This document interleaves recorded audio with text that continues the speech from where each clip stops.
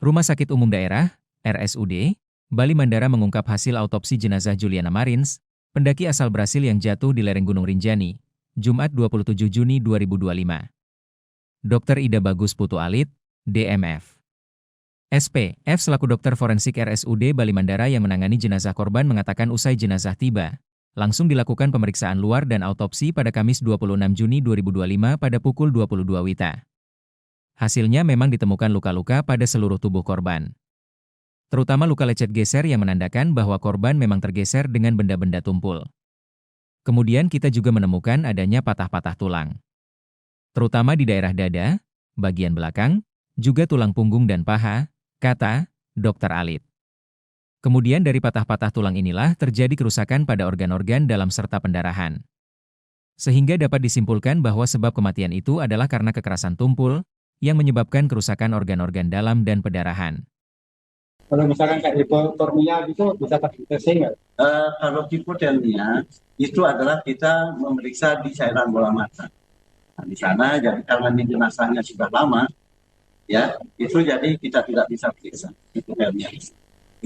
Tetapi kalau dilihat dari luka-luka yang ada dan pendarahan yang banyak, itu jadi hipotermia bisa kita singkirkan ya. Jadi penyebabnya adalah karena kekerasan.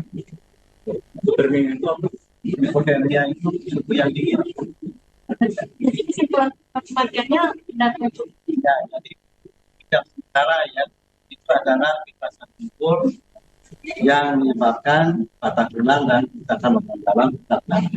Kenapa saya katakan sementara?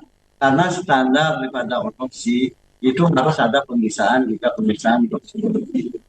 Jadi kita masih menunggu hasilnya. Tapi bukan berarti kita mengindikasikan ada sesuatu yang berhubungan dengan cacat itu tidak. Itu adalah standarnya saja. Karena apa? Karena standar daripada otopsi itu adalah beyond reasonable doubt. Artinya sampai tidak ada keraguan yang mengakibatkan. Apa yang dicari dari pemeriksaan awal? Jadi semua saat itu sudah ada standar. Berapa hari? Nah, jadi rata-rata mungkin dalam 2 minggu itu selesai. Adakah penegasan saja ketika mengenai benda keras seperti itu dan tumpul, berapa lama dia masih bisa bertahan? Dan mengulang kembali ya bahwa bukti-bukti menunjukkan bahwa kematian itu adalah segera terjadi. Mengapa demikian? Karena perdarahan yang begitu luas, kemudian juga patah tulang dan luka-luka itu multiple. Jadi hampir pada seluruh tubuhnya, termasuk juga organ-organ dalam yang ada di dada dan perut. Pengertian segera itu akan berapa jam? Jadi kata segera memang relatif ya. Jadi kalau kita perkirakan itu tidak lebih dari 20 menit setelah trauma terjadi. Dok, luka yang paling terparah penyebab kematian bagian mana sih? Nah jadi kalau kita lihat yang paling terparah itu adalah yang berhubungan dengan pernapasan. Yaitu ada luka-luka terutama di daerah dada, terutama daerah dada bagian belakang punggung ya. Itu yang bisa organ-organ di dalam. Ya, artinya kekerasan tumpul itu apakah jatuh karena benturan itu? Ya kalau kita lihat dari pola lukanya, karena luka lecet geser itu sesuai dengan jatuh. Itu banyak ditemukan di bagian mana? Jadi tersebar seluruh tubuh, jadi terutama di daerah punggung, kemudian juga di anggota gerak atas dan bawah. Di bagian kepala ada? Di bagian kepala ada.